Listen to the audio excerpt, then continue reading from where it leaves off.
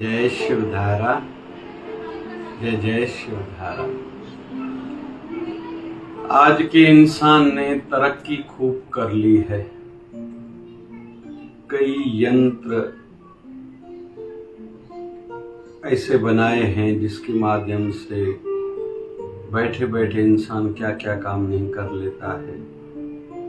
और उदाहरण लें तो मोबाइल के माध्यम से कितने नहीं काम बैठे बैठे हो रहे हैं। फिर बाकी तो हर फील्ड फैकल्टी में इलेक्ट्रॉनिक्स ऐसे यंत्र बढ़ते जा रहे हैं कि बढ़िया बढ़िया काम, जल्दी जल्दी काम, अच्छा काम हो रहा है। चाहे मेडिकल फील्ड में सर्जरी हो या आजकल किसी को छाती में दर्द हुआ तो एंजियोग्राफी या एंजियोप्लास्टी, थोड़ी हाथ की नस में थोड़ा सा कट दे के तार डाल के हार्ट में घुमा के आते हैं और हार्ट का फोटो निकाल लेते हैं, जिनको एंजियोग्राफी बोलते हैं। वहीं उसी तार से अगर कोई ब्लॉकेज निकला है तो एंजियोप्लास्टी भी कर लेते हैं। इंसान ने इतनी तरक्की कर ली है, लेकिन देखा जा रहा है दिनों ब दिन इंसान खुद पर से नियंत्रण, कंट्रोल होता जा रहा है, जिसके कारण डिस्टर्ब होता है, दुखी होता है, दूसरों को डिस्टर्ब करता है, दूसरों को दुखी करता है और पता नहीं कितना खुद का और दूसरों का नुकसान कर रहा है। इसलिए भगवान श्री कृष्ण से जब अर्जुन ने महाभारत की युद्ध से पूर्व प्रश्न पूछा था और वही प्रश्न उत्तरी को हम लोग कहते हैं श्रीमद् भगवत गीता, जो रणभूमि में कही गई थी, पूछी गई थी, प्रश्न पूछा गया था और अर्जुन ने अपने मन की दशा व्यक्त की थी, उलझने व्यक्त की थी और ठाकुर जी ने, भगवान श्री कृष्ण ने उसके उत्तर दिए थे। और श्रीमद् भगवत गीता जो सभी शास्त्रों का सार कहा जाता है, तब भी उतनी ही उपयोगी थी, आज भी उतनी ही उपयोगी है और आने वाले समय में भी उतना ही हम सबको सुख और मार्ग देने वाली है। कि मन का वेग, विचारों की स्पीड रोशनी से भी तेज है। इस मन को कैसे कंट्रोल किया जाए, नियंत्रित किया जाए, तो भगवान श्री कृष्ण ने कहा था अभ्यास और वैराग्य से इस मन को कंट्रोल किया जा सकता है। आज के युग में हम सहज सरल समझेंगे कि ये मन कभी गुस्सा जब आता है तो कितना नहीं हम लोग डिस्टर्ब हो जाते हैं, सोचने की शक्ति कम हो जाती है, क्षमताएं कम होने लगती है, गलत निर्णय लेने में भी हम लोग देरी नहीं करते।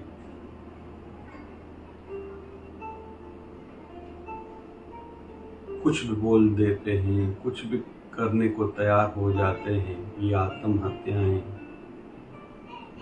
दूसरों पर अटैक करना, यहाँ तक कि मार डालना या मार डालने का प्रयास करना। बहुत लोग घर छोड़ के जाते हैं, नौकरियां छोड़ के जाते हैं, रिश्ते तोड़ देते हैं गुस्से में, थोड़ी देर के उस गुस्से में। तो जब तक खुद पर नियंत्रण नहीं होगा, कंट्रोल नहीं होगा, हम अपने भविष्य को सुरक्षित कैसे माने और जीवन के किस पड़ाव पे हमसे गलतियां होंगी, ये भी कोई नहीं कह सकता।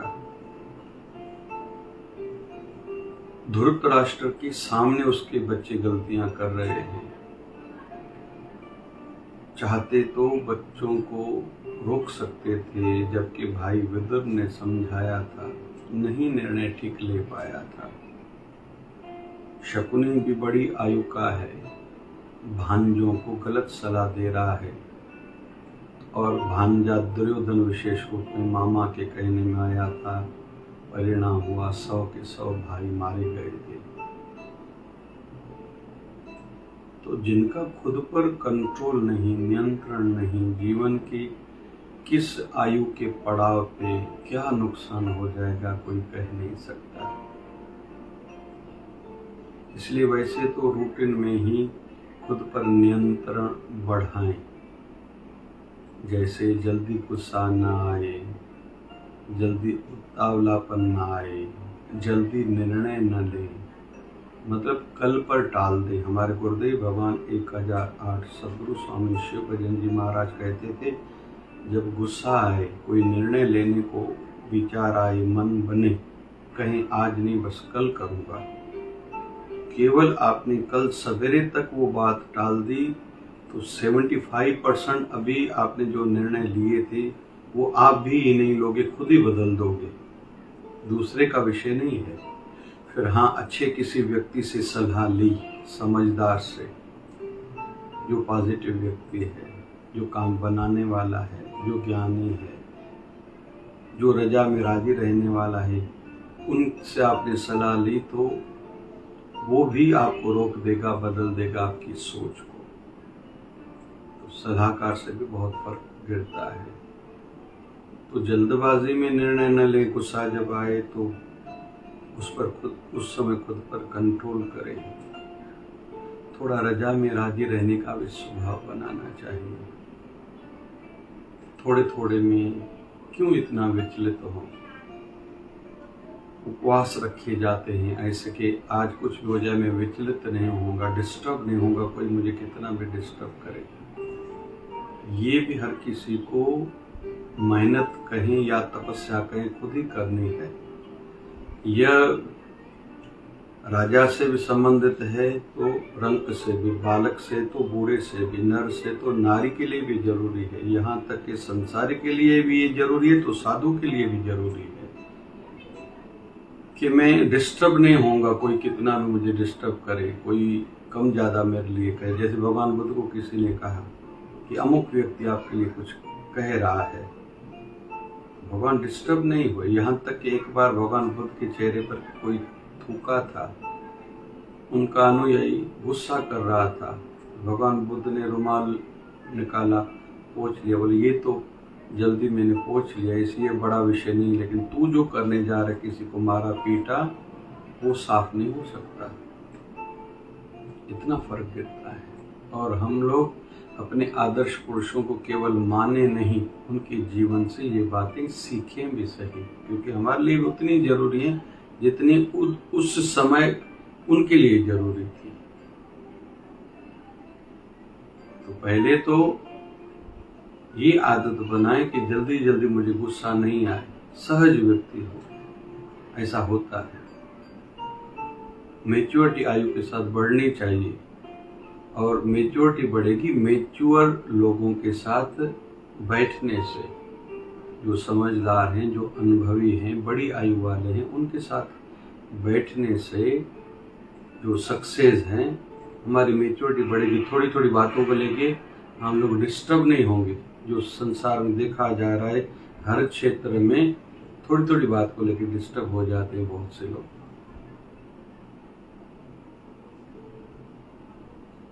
जल्दी गुस्सा ना आए, जल्दी में डिस्टर्ब न रहूं। कोई कुछ भी आके कहे, कोई कुछ भी करे, कभी घर में कोई चीज़ टूट जाती है, कभी अनहोनी घटना कोई हम लोग सुनते हैं, किसी बच्चे का, घर के किसी व्यक्ति का एक्सीडेंट हो गया, उस समय खुद को संभाले। यहाँ तक कि दूसरों को भी मुझे ही संभालना है, बड़ी बड़ी आपदाएं आ जाती हैं।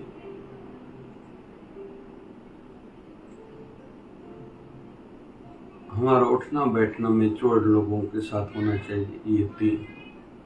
चौथी बात, थोड़ा ध्यान करना सीखे। ध्यान में भी धीरे धीरे वो शक्ति उत्पन्न होती है, इंसान विचलित नहीं होता।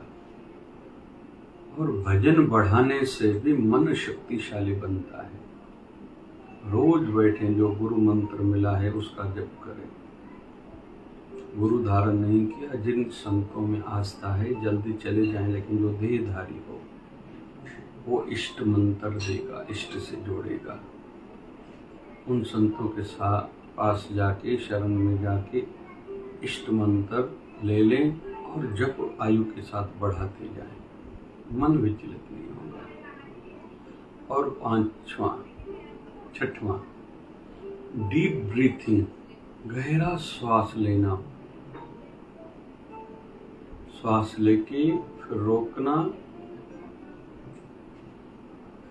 फिर श्वास धीरे धीरे छोड़ना, बहुत धीरे धीरे छोड़ना, फिर रोकना। इसमें पैरासिम्पैथेटिक जो नर्वस सिस्टम है वो स्ट्रांग होता है। कार्टिजोन आदि जो उतावलापन, जिससे गुस्सा आ रहा था, वो रुक जाते हैं और इसमें हैप्पीनेस वाले हार्मोन्स रिलीज होते हैं, धैर्य वाले।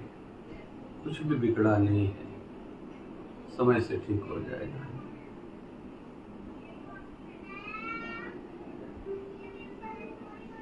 एक उदाहरण छोटा सा है। हमारे गुरुदेव भगवान 1008 सद्गुरु स्वामी शिव भजन जी महाराज दिया करते थे। एक सेठ आया संतों के पास, मुझे आप कृपा करें, मैं व्यस्त बहुत हूँ, आप कहते भजन करो, कैसे करो? संतों ने कहा, नहीं भैया, भजन काम आएगा, यहाँ भी तो वहाँ भी। समय नहीं मिलता, काम बहुत है, इधर भी धंधा है, उधर भी धंधा है, अमुक नगर में भी कोठी, अमुक नगर में भी ऑफिस है, इस देश में भी धंधा है, उस देश में भी धंधा है। संतों ने कहा, तेरा ये मैं काम करूं तो? बोले, कैसे हो सकता है ऐसे, आप कैसे करेंगे? संतों ने कहा, मेरे पास एक जिन्न है, प्रेत है, वो दूंगा, आप जितने काम कहोगे करके आएगा। शर्त यही है कि उसको आप छोड़ दोगे, वो तुम्हें खा जाएगा। तो मेरे काम ही इतने हैं। संतों ने उसको प्रेत और शीशी दी, बोले इससे निकाल के अभी इससे काम लो। घर पहुंचा सेठ, शीशी से निकाला प्रेत को। क्या करूं? बोले अमुक बैंक से ये काम करके आओ। 2 घंटे लगने वाले थे, 1 मिनट में वो 2 मिनट में काम करके आए। अभी दुकान से ये चीज़ लाओ, अकाउंट चेक करना, बुक लाओ। तो दूसरे नगर में दुकान पर, ऑफिस में ये कागज़ पड़ा, वो लेके आओ, वहाँ से ये करके आओ, अमुक देश से ये काम करके आओ। काम होते गए, 2-4 दिनों में पूरे काम हो गए। अभी वो प्रेत उसको खाने लगा और संतों की शर्त थी, जिस समय से काम नहीं लोगे ये तुझे खाएगा। अभी डिस्टर्ब होने लगा, ऐसा ना हो सच में खा ले। संतों के पास भागता आया, क्या करूं, आपने कृपा तो की मुझ पे, लेकिन ये प्रेत तो मुझे ही खा रहा है। बोले ऐसे करो, तुम घर के प्रांगण में एक बांस का बड़ा लकड़ा गाड़ लो। जब काम न हो तो प्रेत को कहो, इस लकड़े पर ऊपर चढ़ो, नीचे उतरो, ऊपर चढ़ो, नीचे उतरो। जब कोई काम हो तो बुलाना, वो काम के लिए भेजना, बाकी टाइम पर उसको ऐसे कहो, उसको काम देना पड़ेगा। संत ने इस माध्यम से उस प्रेत का लाभ भी लिया और जो खाने वाला था उसको उससे छुटकारा दे पाया। यही विषय हमारा भी है।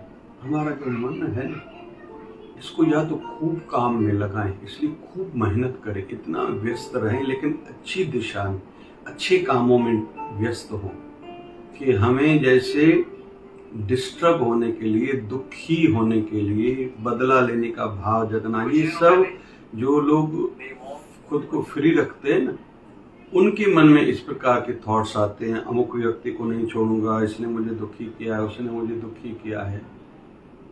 बुरे विचार आते हैं उनको जो फुर्सत में रहते हैं, जो बिजी रहते हैं, उनको बुरे विचार आते ही नहीं। बुरी संगत जिनको नहीं, बुरे सलाहकार जिनके नहीं, और फुर्सत नहीं, 3 लोग।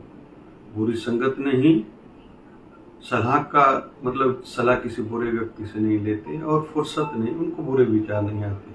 सत्संगी हैं, कथा प्रवचन सुनते हैं, उनको बुरे विचार नहीं आते। तो हम भी जब अपने मन को बिजी रखें, जब उस समय मिले तो श्वासों से सिमरन करें, मन को लगा ले श्वासों से, फिर श्वास छोड़े हरि नाम से। ये तो वैसे पूर्ण गुरु सिखाते हैं। जब तक पूर्ण गुरु मिले बस आंखें बंद करके नासिका से कैसे श्वास अंदर जा रहा है, लेकिन धीरे धीरे वो अनुभूति करें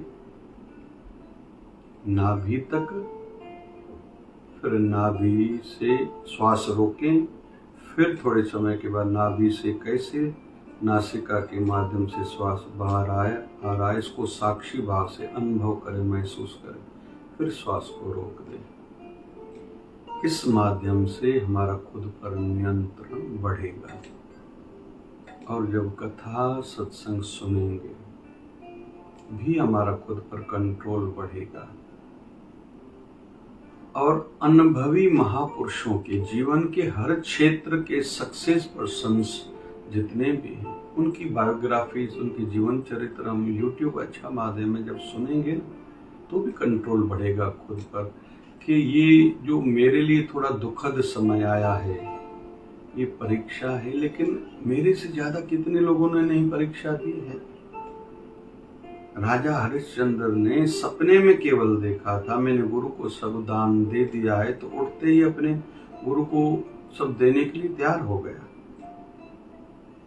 राजपाट तो दिया, पत्नी को बेचा, बेटे को बेचा, खुद को बेचा, यहाँ तक कि मैं वहां जाके खुद को बेचूं जहां पैसा ज्यादा मिले। काशी में उस समय लोग बेचे जाते थे, खरीदे जाते थे ज्यादा पैसे, वहां जाके मसाणी के पास खुद को बेचा था। खाता क्या था, जब किसी प्राणी को कोई लेके आए शमशान घाट में, उस समय चावल थोड़े बहुत ऊपर से चटकते थे। वो चावल जो मटका फोड़ा जाता है शमशान में, उस मट्टी के टूटे फूटे मटके को नीचे शमशान की अग्नि पर ऊपर उधर पानी डाल के चावल डाल के वो बना के खाते थे। कहाँ राजा था, पत्नी को एक माली के पास बेचा था, कितनी नई परीक्षाएं देनी पड़ी थी। तो हमारे जीवन में जब हमें लगता है बड़ी परेशानियां उतनी नहीं है, फिर वहां छोटी लगने लगती है। महात्मा गांधी के जीवन चरित्र को देखिए, सत्याग्रह आदि छोटे नमक के कारण कितनी नई पैदल यात्रा चली थी। तो हम जैसे जैसे महान हस्तियों की जीवन चरित्र को पढ़ेंगे, संत रविदास जी महाराज को कितनी नई तकलीफें आई, संत कबीर हो, गोस्वामी तुलसीदास जी महाराज हो, माई मीरा हो, संत नामदेव जी महाराज हो, इनके जीवन चरित्र जब पढ़ेंगे, सदगुरु स्वामी शिव भजन जी महाराज हमारे गुरुदेव भगवान हो, जिस भी क्षेत्र में है उसमें जो आदर्श पुरुष हैं, जब उनकी बायोग्राफीज पढ़ेंगे, अरे हमें लगता है मैं दुखी हूँ, मैं डिस्टर्ब हूँ, मेरी परीक्षाएं ली जा रही है, उन्होंने कितनी नई परीक्षाएं दी थी, आज अजर अमर है, मैं भी हो सकता हूँ।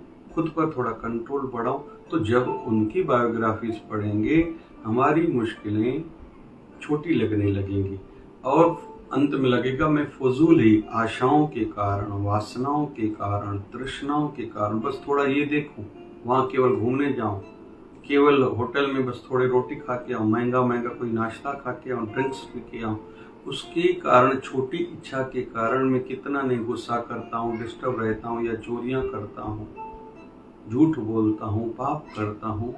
तो खुद पर हम कंट्रोल करने के लिए तैयार हो जाएंगे। तो संत कबीर ने कहा है ना, मन माने आता हर जाने, मन जीते जग जीत। जिन्होंने अपने मन को जीता है वही जग को जीत सकता है। तो धीरे धीरे इन बातों के माध्यम से हम खुद पर नियंत्रण कर सकते हैं। सदगुरु स्वामी शिव भजन जी महाराज कृपा करें, धीरे धीरे इस ओर हमारा ध्यान जाए और प्रयास करें, लाभ पाएं। जय जय शिवधारा, जय जय।